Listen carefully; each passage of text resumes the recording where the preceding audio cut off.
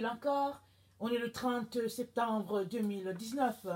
Alors je viens sonner la trompette ce matin encore et je viens nous encourager à être des personnes qui marchent les yeux fixés sur notre Seigneur, travaillant tous les jours à notre salut avec crainte et tremblement. Alors, la vie, elle n'est pas facile, mais pour certains, peut-être qu'elle peut l'être parce qu'ils vivent selon la chair. Mais si tu as décidé de vivre ou bien de marcher selon l'esprit, tu peux être sûr que ta vie ne sera pas facile. Parce qu'à chaque jour, tu es appelé à clouer la chair. Alors, c'est aller contre tes désirs, parce que de façon naturelle, tu es un humain. Alors, si tu es un humain, ben voilà, c'est que ta nature est portée vers la chair. Et c'est à toi de faire des exercices, c'est à toi de pratiquer le renoncement dans plusieurs choses, hein, pour que, au fait, l'esprit puisse être élevé et la chair puisse mourir. Alors, c'est ça la marche de la foi. Parce que la foi, la Bible nous dit, c'est une ferme assurance des choses qu'on espère, une démonstration de celles qu'on ne voit pas. Si tu vois déjà quelque chose, on ne parle plus de foi. Et pour que tu puisses demeurer dans la foi, tu as toujours besoin de marcher vraiment les yeux fixés sur Dieu. Et vraiment, je viens nous encourager à cela. Alors aujourd'hui, je viens parler du don de soi. Jusqu'où es-tu prêt à aller avec Jésus? Parce que souvent, c'est là que le problème se trouve. C'est là que se trouve le blocus. Parce que plusieurs disent aimer Jésus. Alors, par exemple, 1000 personnes, supposons sur 1000 personnes chrétiennes, toutes te diront qu'ils aiment Jésus. Parce qu'ils vont à l'église, ils donnent leur dîme, ils participent aux activités de l'église, ils soutiennent les ministères et tout. Maintenant, quand on va plus en profondeur, alors le nombre diminue. Et quand vient maintenant le moment, par exemple, de dire qui est prêt à mourir pour Jésus, alors, en tout cas, ça sera encore petit. Le nombre de personnes qui vont lever la main.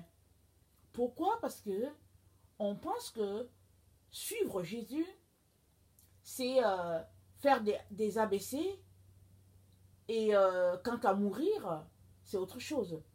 Mais au fait, suivre Jésus, c'est mourir en soi-même.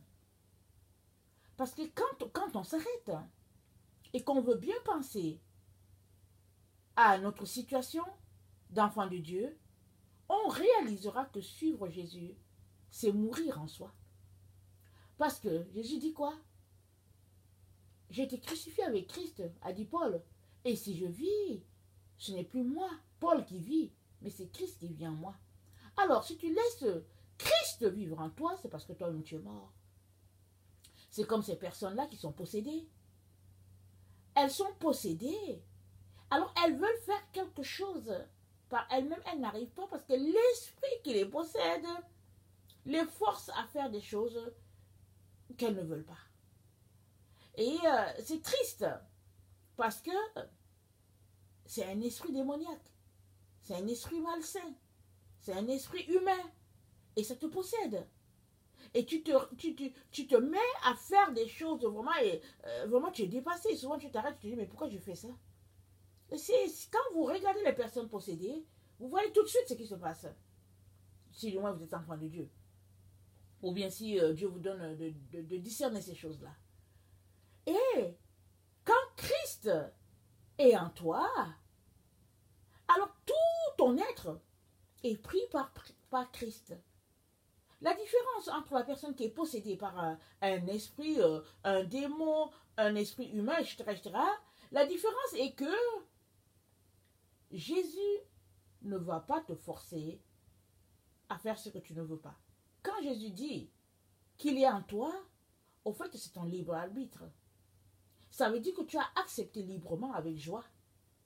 Alors, il t'aide à réaliser ce qu'il t'a envoyé faire sur la terre. Mais si tu commences à t'opposer, non, l'Esprit de Dieu n'est plus là. Il laisse faire. Parce que l'Esprit de Dieu est un gentleman, si on peut le dire comme ça. Il ne force pas, il ne s'impose pas. Alors que l'esprit méchant en toi s'impose. L'esprit d'un être humain s'impose en toi. Il y a des personnes qui sont possédées par des esprits humains. Les esprits dans les familles. Ils viennent, ils vivent leur vie. Dans quel cas la personne ne veut pas, mais ils sont là parce que on leur a donné cet ordre-là depuis des générations, par exemple. Et Jésus-Christ nous dit que la seule manière de nous offrir complètement à lui, c'est de le laisser lui vivre sa vie en nous. Et pour cela, ça demande notre décision. Vraiment, Jésus a dit quelque part, il a dit, quel est celui-là qui veut bâtir une tour, ne s'assoit afin de réaliser les coûts. Et afin qu'il ne commence pas la tour, afin qu'il ne commence pas à bâtir et après, il lui manque du matériel. Et ce serait une honte parce que tout le monde va dire, voilà, il a commencé, il n'a pas pu achever. Alors, malheureusement, plusieurs enfants de Dieu se lèvent, ils disent, oh, je vais suivre Jésus, je vais suivre Jésus. Et en cours de route, ils démissionnent parce qu'ils disent que non, c'est trop dur. Ou bien non, je ne pensais pas que c'était comme ça, c'est exagéré. Mais je vais vous dire, la façon la plus simple de suivre Jésus, c'est de renoncer à soi. C'est de lui offrir ta personne. C'est ça le don de soi. Tu lui offres toute ta personne, tu n'as plus de vie. Et ainsi, tu seras la personne la plus heureuse parce que c'est Christ qui la vit en toi. Si tu te mets à faire quelque chose, c'est Christ qui le fait. Si tu te mets, par exemple, à aller au Liban, c'est parce que Jésus t'a dit d'aller au Liban. Si tu vas à l'hôpital visiter un malade, c'est parce que tu sais que Jésus-Christ a dit que la religion parfaite consiste à visiter les malades, les veuves et tout ça. Mais si la vie d'égoïsme te plaît, te sied, alors ne dis pas que tu es en train de marcher avec Jésus. Tu joues juste ta petite comédie, mais tu n'es pas en train de marcher avec Jésus. Mais marcher avec Jésus, c'est renoncer à soi et c'est de lui offrir le don de soi. Et marcher avec Jésus requiert ton engagement, oui, mais requiert aussi que tu puisses tout lui donner. Il a dit à Simon, dans Luc 7, le verset 36 à 50, il a dit à Simon, celui qui aime beaucoup, celui à qui on pardonne beaucoup, c'est celui qui a beaucoup aimé. Alors, j'aimerais ça qu'on lise Luc 7. Je ne sais pas si on va tout le lire, il est quand même long. Luc 7, le verset 36 à 50, c'est l'histoire de cette femme-là qui entre chez Simon et elle est entrée chez Simon alors que Jésus était là. Elle est venue, elle a rompu le vase et puis elle l'a versé sur lui et Simon était indigné. Il était indigné que cette femme la gaspille quelque chose de si précieux. Et Jésus lui a dit, Simon, Simon. Et Jésus s'est mis à lui parler. Alors, je veux qu'on regarde cela. Alors, c'est Luc 7, le verset 36 à 50. Alors, un pharisien pria Jésus de manger avec lui. Jésus entra dans la maison du pharisien et se mit à table. Et voici une femme pécheresse qui se trouvait dans la ville, ayant su qu'il était à table dans la maison du pharisien, apporta un vase d'albâtre plein de parfums et se tint derrière, aux pieds de Jésus. Elle pleurait, et bientôt elle lui mouilla les pieds de ses larmes. Puis les essuya avec ses cheveux, les baisa et les oignit de parfum. Le pharisien qui l'avait invité, voyant cela, dit en lui-même, si cet homme était prophète, il connaîtrait qui et de quelle espèce est la femme qui le touche. Il connaîtrait que c'est une pécheresse. Jésus prit la parole et lui dit, Simon, j'ai quelque chose à te dire.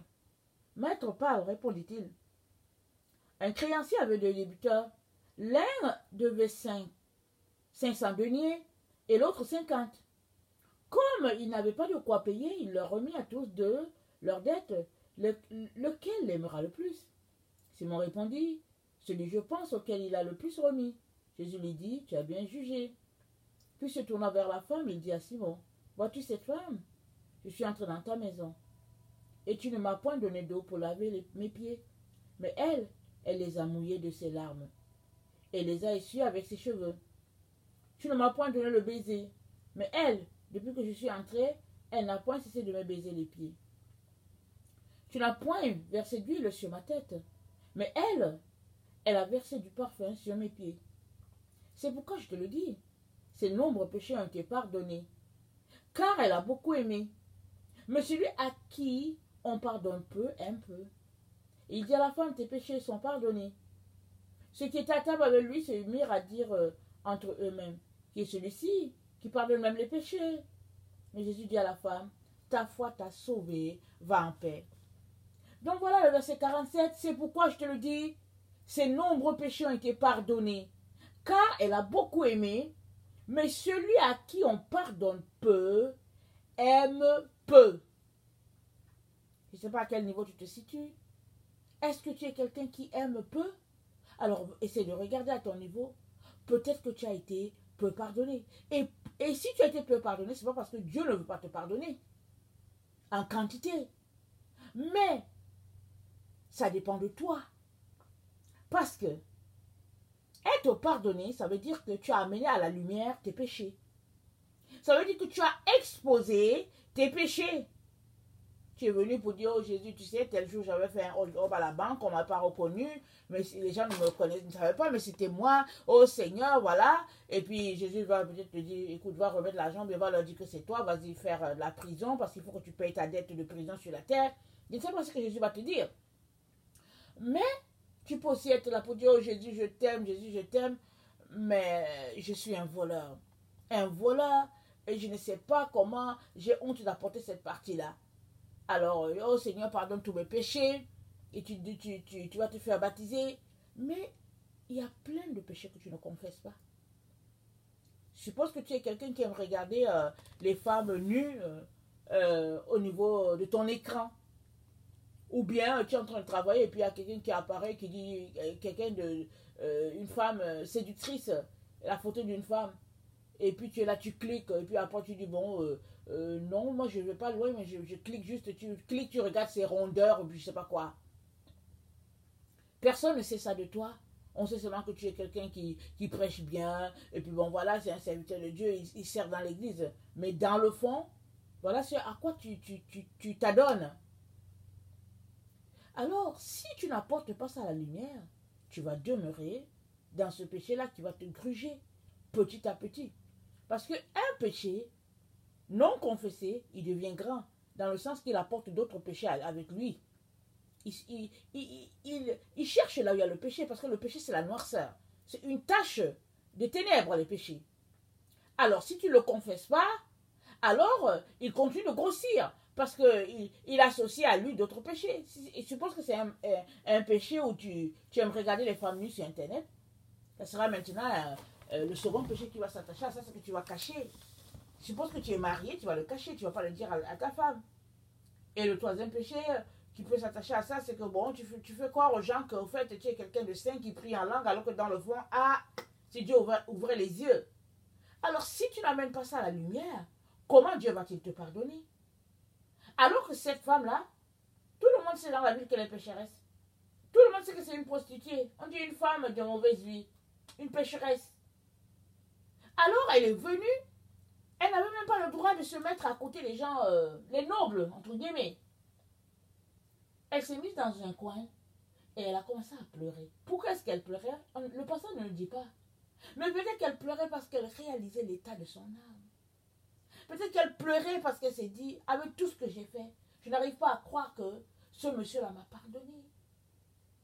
Peut-être qu'elle pleurait parce qu'elle se disait, mais qu'est-ce que je vais faire maintenant? Parce que c'est le prix de mon commerce. Je vis de cela. Je nourris ma famille de cela et maintenant je sais que je dois laisser tout cela. Comment je vais faire? On ne sait pas pourquoi elle pleurait. Peut-être qu'elle pleurait parce qu'elle réalisait enfin qu'elle avait de la valeur pour ce monsieur-là, ce Jésus. Et les autres l'ont jugée. Et ils pensaient qu'elle était là en train de faire encore son travail, en train de caresser les pieds de Jésus. Mais non, elle a baisé les pieds de Jésus. elle a lavé ça, elle a oint ça de parfum, elle a essuyé ses cheveux, parce que les pieds, on sait tous que ça marche dans la poussière, mais tellement, vraiment, elle n'était pas répugnée de cela, elle a essuyé, ses cheveux ont servi de serviette aux pieds de Jésus. Parce que, anyway, elle n'était pas invitée, personne ne lui a donné une serviette pour essuyer les pieds de Jésus, mais elle a essuyé de ses cheveux. Vraiment, elle s'est rabaissée jusque-là. Et Jésus a dit à Simon, ses nombreux péchés lui ont été pardonnés. Ses nombreux péchés. Et Jésus a pris l'exemple entre deux personnes, un qui avait une grosse somme d'argent et l'autre peu. Cette femme, elle avait une grosse somme. Ça équivaut à cette femme-là qui a une grosse somme d'argent. Et Simon, qui a peu, son montant est peu. Alors, il ne voit pas l'importance vraiment. Mais suppose que tu dois 5 millions à quelqu'un et que la personne te dit, ok, j'efface tes dettes, je peux te garantir que tu seras très très joyeux. Mais suppose que tu dois $50 et que la personne efface tes dettes, comme bon, ok, merci, mais $50, bon, merci. C'est de ça qu'il est question. Mais maintenant, revenons à nous. Revenons à nous. La lumière de Dieu t'éclairera en fonction de la porte que tu ouvres sur tes péchés, sur ta vie. Mais si ta vie est une vie cachée, c'est une vie hypocrite, mais la lumière de Dieu n'ira pas là. Parce que la Bible dit que on n'allume pas une lampe pour la mettre sous le boisseau. Une fois que la lampe est allumée, il faut qu'elle éclaire. Elle est là pour éclairer. Alors si tu crois que tu as été touché par Jésus, alors tu peux avoir une vie double. Ta vie ne peut être qu'un miracle pour les autres. Marc 7, le verset 14 à 15 nous dit quelque chose. Marc 7.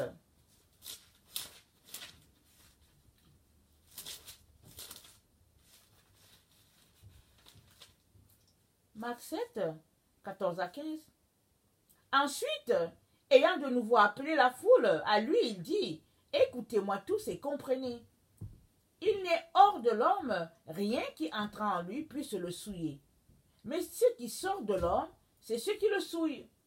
C'est ce qui est en nous qui nous souille. C'est ce qui est à l'intérieur. Et le verset 18 à 23 nous dit ceci. Jésus leur dit, vous aussi, êtes-vous donc sans intelligence? Ne comprenez-vous rien de ce qui, du dehors, entre dans la personne, ne peut le souiller? Car cela n'entre pas dans son cœur, mais dans son ventre, puis s'en va dans les lieux secrets qui purifient tous les aliments. Il dit encore, ce qui sort de l'homme, c'est ce qui souille l'homme, car c'est du dedans, c'est du cœur des hommes, que sortent les mauvaises pensées, les adultères, les impudicités, les meurtres, les vols, les cupidités, les méchancetés, la fraude, le dérèglement, le regard envieux, la calomnie, l'orgueil, la folie. Toutes ces choses mauvaises sortent du dedans et souillent l'homme. Voilà ce qui nous souille. Alors, si tu regardes en toi et que malgré la souillure que tu regardes en toi, tu n'apportes pas tes péchés devant Jésus, ben, il va te laisser avec tes péchés. Mais si tu viens dans la repentance en disant, Seigneur, voilà, j'ai ces défauts-là, aide-moi à m'en sortir, il t'aidera. Et tu réaliseras que il t'a beaucoup pardonné parce que tes péchés étaient nombreux. Mais avant de réaliser le pardon de Jésus, tu as besoin de te repentir. Si tu ne le fais pas, tu ne saisiras pas la dimension de ce que Jésus attend de toi. Et pour toi, le pardon, il sera tout simplement caduque. Ou bien il n'aura pas de valeur. Parce que tu ne saisis pas ce que Jésus a fait. Or, si tu es quelqu'un qui prend conscience que la vie que tu mènes est une vie qui déplaît à Dieu, et que tu viens demander pardon, pleurs, supplications et tout, tu comprendras ce que Jésus est en train de dire à Simon à propos de cette femme pécheresse. Alors, si tu veux connecter à qui tu es, tu as besoin de t'offrir complètement à Jésus. Jésus, on ne s'offre pas à lui à moitié. On s'offre en entier.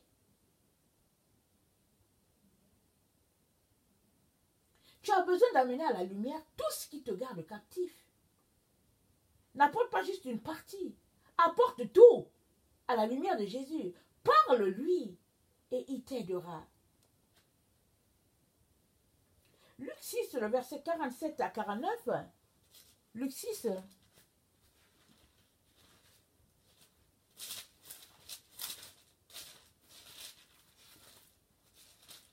Luc 6, 47 à 49. Je vous montrerai à qui est semblable tout homme qui vient à moi, entend mes paroles et les met en pratique.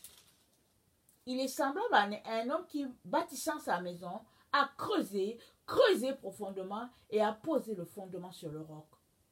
Une inondation est venue et le torrent s'est jeté contre cette maison sans pouvoir l'ébranler parce qu'elle était bien bâtie. Alors, bâtir profondément selon Jésus, bâtir en creusant vraiment dans toute sa profondeur, c'est pour Jésus mettre la parole en pratique. Ce n'est pas de lire la Bible, ce n'est pas de venir expliquer la Bible à quelqu'un, c'est de mettre la parole en pratique. C'est faire du pratico-pratique. Quand tu le fais, ou bien en agissant ainsi, tu es en train de creuser un fondement solide sur le roc qui est Jésus. Mais si toi tu es le type de chrétien qui ne met pas la parole en pratique, qui écoute et qui dit bon ok merci Seigneur, quelle belle parole, rien ne se passera pour toi. Et quand Jésus-Christ te rencontrera, il te montrera tout simplement qu'au fait ta maison avait été bâtie sur le sable. Parce que c'est ça qui est dit à la suite du verset 47. La personne qui ne met pas la parole en pratique et qui voit une personne qui est en train de bâtir sur le sable. Alors pour toi et moi, le don de soi, c'est mettre la parole de Dieu en pratique. Et tu ne peux pas mettre la parole de Dieu en pratique si tu ne renonces pas à tout ce que tu aimes. Si tu ne renonces pas à la chair, ce n'est pas possible. Alors, nous avons besoin de nous arrêter là et de nous demander si nous voulons vraiment continuer notre marche avec le Seigneur. Si oui, et je vous l'encourage, c'est de nous évertuer à mettre la parole de Dieu en pratique. Peu importe ce que cela nous demande, mettons la parole de Dieu en pratique afin que notre vie soit une fondation solide et que nous puissions aussi aider d'autres à venir au Seigneur Jésus. Amen. Jacques 1, le verset 21 à 25. Jacques 1, 21 à 25. C'est pourquoi, rejetant toute souillure et tout excès de malice, recevez avec douceur la parole qui a été plantée en vous et qui peut sauver vos âmes. Mettez en parole la pratique et ne vous bornez pas à l'écouter, en vous trompant vous-même par de faux raisonnements. Car si quelqu'un écoute la parole et ne la met pas en pratique, il est semblable à un homme qui regarde dans un miroir son visage naturel, et qui, après s'être regardé, s'en va et oublie aussitôt quel il était. Mais celui qui aura plongé les regards dans la loi parfaite, la loi de la liberté, et qui aura persévéré, n'étant pas un auditeur oublieux, mais se mettant à l'œuvre, celui-là sera heureux dans son activité. Si quelqu'un croit être religieux, sans tenir sa langue en bride, mais en trompant son cœur, la religion de cet homme est vaine. Alors, la Bible nous le dit. Mettez la parole en pratique, ne vous bornez pas à l'écouter. Il y a des personnes qui sont juste bornées à écouter la parole. On doit la mettre en pratique. C'est du pratico-pratique. Et une vie comme ça, tu vas avancer. Il y a des personnes qui pratiquent à moitié et ils pratiquent l'autre. Suppose qu'ils apprennent qu'une personne est dans le besoin et qu'ils peuvent tout faire. Suppose que tu rencontres une personne qui a un besoin de 100 $. Tu as les 100 $. Pourquoi ne donnes-tu pas les 100 $ à la personne? Il y a des gens qui vont dire, ok, bon, moi je vais lui donner 40 et puis bon, quelqu'un d'autre va faire le reste et puis c'est pas à moi de tout faire. Mais saisis ta bénédiction. Mets la parole de Dieu en pratique. Donne-lui les 100 $.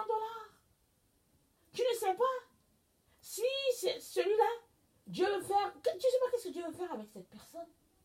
Il l'a envoyé sur ton chemin Pourquoi veux-tu partager la bénédiction divine avec quelqu'un d'autre? Il te l'a donné, cette bénédiction.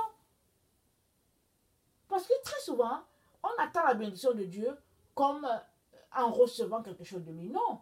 La bénédiction de Dieu, souvent, c'est qu'il t'envoie quelqu'un que tu dois bénir. C'est comme ça. Il faut entrer dans le mode de fonctionnement de Dieu. C'est comme ça que Dieu fonctionne. Parce que Dieu ne fait que donner.